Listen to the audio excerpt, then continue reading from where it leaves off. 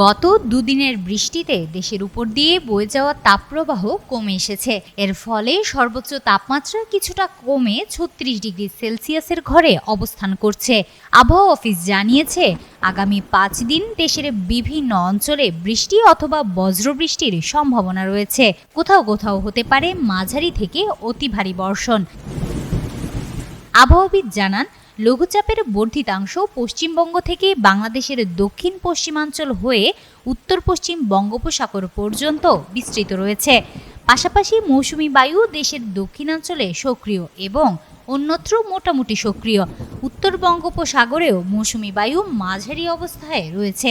ওয়ালটন আবারও মিলিনিয়ার অফারে ওয়ালটন ফ্রিজ কিনে আপনিও হয়ে যেতে পারেন মিলিয়নিয়ার।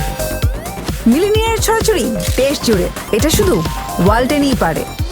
সোমবার খুলনা, বরিশাল, চট্টগ্রাম ও সিলেট বিভাগের অধিকাংশ এলাকায় এবং রংপুর, রাজশাহী, ময়মনসিংহ ও ঢাকা বিভাগের অনেক জায়গায় অস্থায়ীভাবে দমকা হাওয়া সহ বৃষ্টি বা বজ্রবৃষ্টি হতে পারে। কোথাও কোথাও হতে পারে মাঝারি থেকে অতি ভারী বর্ষণ। এ সময় দিনে ও রাতের তাপমাত্রা আরও কিছুটা কমতে পারে।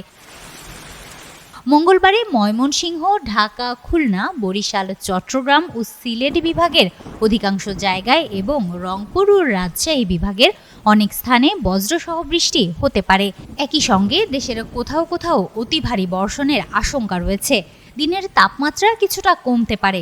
বুধবার থেকে শুক্রবার এই ৩ দিন রংপুর, রাজশাহী, ময়মনসিংহ, ঢাকা, খুলনা, বরিশাল, চট্টগ্রাম ও সিলেট বিভাগের অধিকাংশ এলাকায় বজ্রসহ হালকা থেকে মাঝারি বৃষ্টি হতে পারে। কোথাও কোথাও থাকবে ভারী থেকে অতি ভারী বর্ষণের সম্ভাবনা। তবে এ সময়ে তাপমাত্রা প্রায় অপরিবর্তিত থাকতে পারে।